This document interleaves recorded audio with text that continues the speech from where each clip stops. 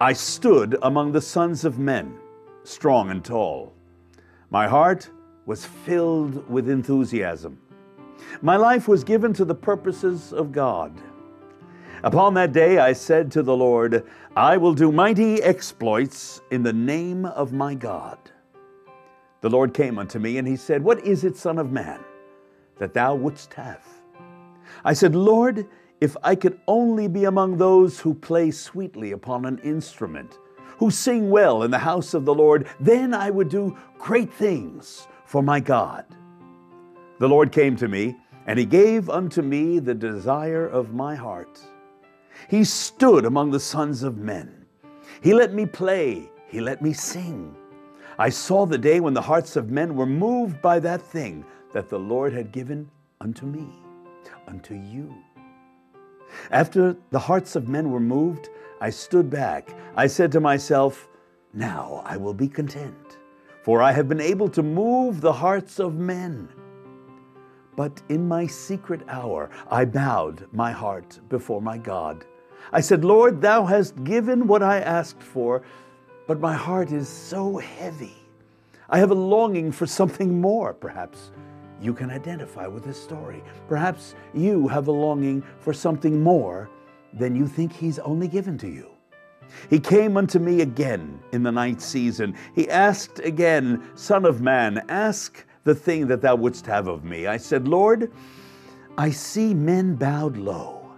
I see hearts that are broken. I see sadness and discouragement. Oh, give me the power of the spoken word, that I might speak the word, and their hearts would be delivered.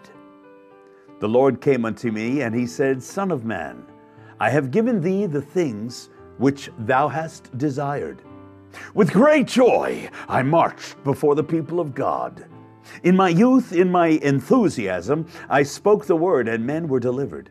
I spoke the word, and their hearts were made whole. I knew what it was to bind the brokenhearted, to pour in the oil of joy for mourning. While men were praising him and glorifying his name, I went back to my secret chamber. I bowed my head in sorrow. I said, Oh my God, I am not satisfied. He came again, and he said, Son of man, what is it that thou dost desire of me? I said, Oh my God, put power in my hands, that I might lay my hands upon the sick and see healing flow. He said unto me, It is done as thou hast requested. From that very day, as I went to the nations of the earth, I saw the sick raised from their sick beds. I saw pain and suffering go away. Oh, I was rejoicing as I went to my secret place. I bowed my head before my God. I said, Now, my God, now I will be satisfied, for thou hast given me that which I have desired.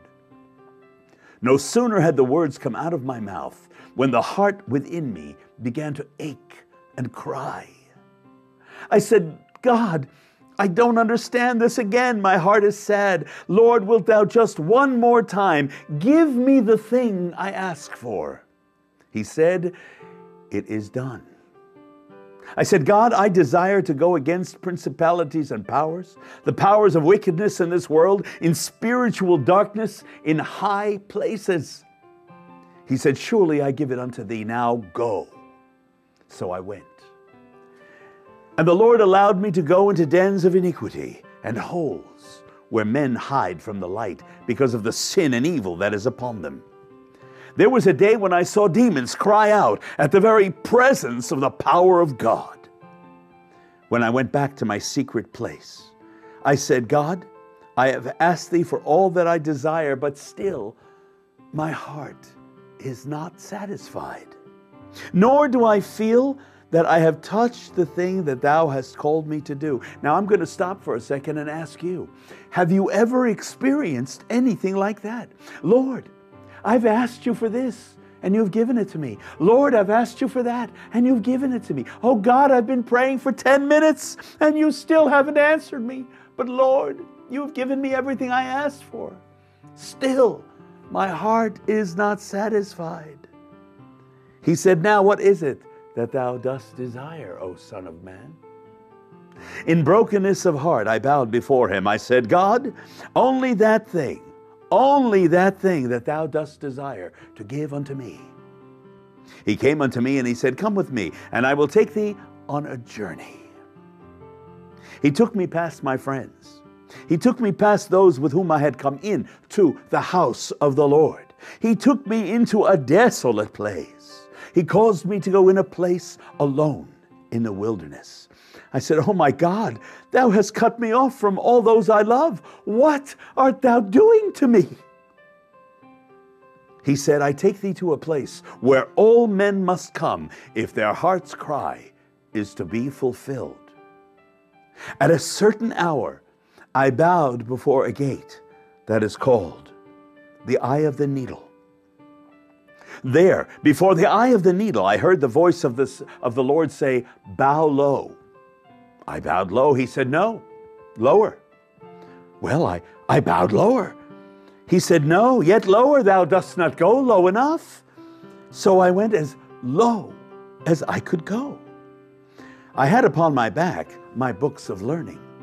I had with me my instruments of music. I had with me my gifts, my abilities. Oh, I was so proud. So he said, you have too much. You can't go through this gate. I said, Lord, you have given me these abilities. He said, drop them. So I dropped them, and I went through a very small opening called the Eye of the Needle. As I went through this gate, I heard the voice of the Lord say, now rise to the other side. As I rose, very strange things began to happen to me. For lo, the gate, which was so small, I must lay aside everything, was so wide, I could not fill it. As I stood in the presence of the Lord, I said, God, what is this thing that thou hast done unto me? For now, my soul is satisfied. He said, thou hast come through the gate of worship. Now come up to the circle of the earth, and I will show thee a great mystery. I will reveal unto thee the thing that I am doing among the sons of men.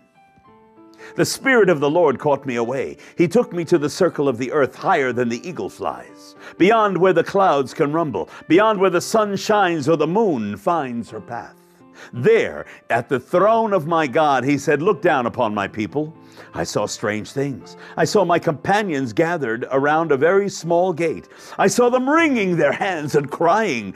They were saying to one another, God has given us these instruments of war. This sword is my sword, and it will work against the enemy. I will bring the enemy down. I cannot go through this gate, for if I go through this gate, I must put down my sword. God has called me to be a warrior, and therefore I will not do it. I heard another say, me, lay down my instruments of music, lay down all that God has given to me, just to go through that silly little gate, to be nothing but a bare man who comes out the other side, stripped of everything. I cannot do this thing. I saw them as they stood aside in their pride, afraid to bow themselves before a very small gate. Then I saw again, as the Lord brought me closer to the gate, I saw a man bow low, laying down everything that he had as he came through that small gate. He found the gate so wide on the other side. As he discovered this wide gate, his instruments of music were there on the other side. His sword was there. His books were there. The power was there. The word of the Lord came to me. Go now and tell these people before thee, I have given unto them extreme talents and much ability. I have called those who are instrumentalists to play. But now I say unto thee this day, if thou dost not come through the very small gate, which is the gate of worship, and bow low, and lay before me thine instruments, thy talents, thine abilities, thy vision, and thy power, thou shalt always be among those who will only be able to minister to the hearts of men and bless the hearts of men. There is a gate open to the Guf HaMashiach, the body of Messiah, this hour, which is a very small gate. Through that gate, only men who are worshipers will go. These men will lay their abilities before their God. They will say, God, we will be worshipers. Through that small gate they will come. As they travel through that narrow place, they will rise again to the other side, not to minister to men, but to minister unto their God.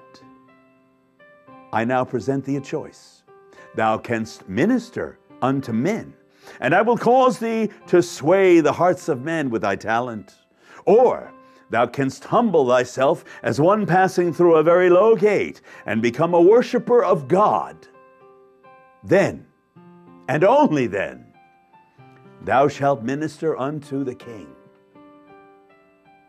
It is to Him that we owe our worship, not to anyone else. The Bible says, worship only the Lord. How many of us worship other things? How many gods does this world provide for us that we can bow low, but not to get through the eye of the needle? We bow low against false gods, to false gods. I ask you this, have you made a choice? Have you made a choice today that you are coming to the end of one road and the beginning of another? And the other road that you have come to will be the road that makes us bow low, that makes us divest ourselves of the things that we carry into a room. Those things are not as important as our willingness to drop them. Those things are good, but what's even better is, oh, I'm a singer? Well, I can stop singing anytime and still worship the Lord. Oh, I'm a doctor? Oh, I'm a musician? Oh, I'm a writer? Oh, I'm a teacher? You are none of those things without the express attitude of positiveness from Elohim. And so I invite you today to come together with me, to hold hands with me, and to dedicate your heart to divesting ourselves of the things that we think are so important. As we come into this place, we are stripped clean of all things, and we are willing to be nothing but a bare man, stripped of all those important things, and come together and hold His hand. I invite you today to take a moment to look at the Scriptures and study the word worship. There are so many things that we can learn. Worship in spirit and in truth, John 4:24. Worship in the Spirit. Worship Him who lives, Revelation 4:10. The whole book, from beginning to end, will show you that which you can do. Don't let go of my hand. Come inside of this moment and bow low to go through the eye of the needle.